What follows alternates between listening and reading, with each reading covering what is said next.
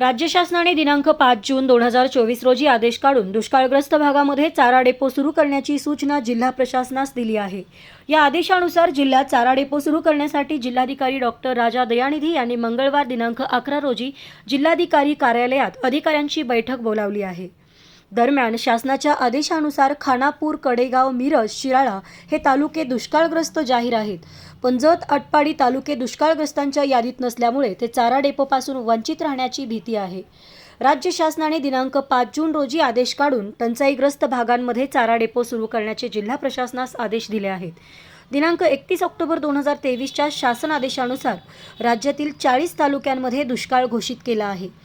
या 40 तालुक्यांमध्ये सांगली जिल्ह्यातील खानापूर, कडेगाव, मिरज आणि शिराळा तालुक्यांचा समावेश आहे।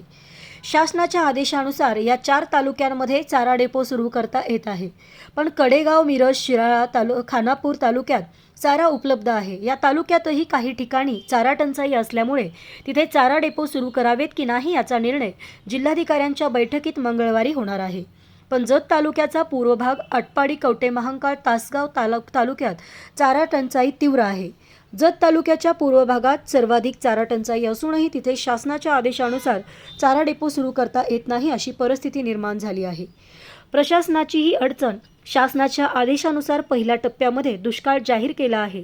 या ठिकाणच्या 4 तालुक्यात चारा डेपो सुरू करता येत आहे। प्रत्यक्षात या ठिकाणी तीव्र चारा टंचाई नाही असे प्रशासनाचे मत आहे। जत, आटपाडी तालुक्यात चारा टंचाई आहे, पण शासनाच्या निकषात ते 2 तालुके बसत नाहीत। यामुळे चारा डेपो सुरू कुठे करावेत असा प्रश्न जिल्हा प्रशासनाला पडला आहे।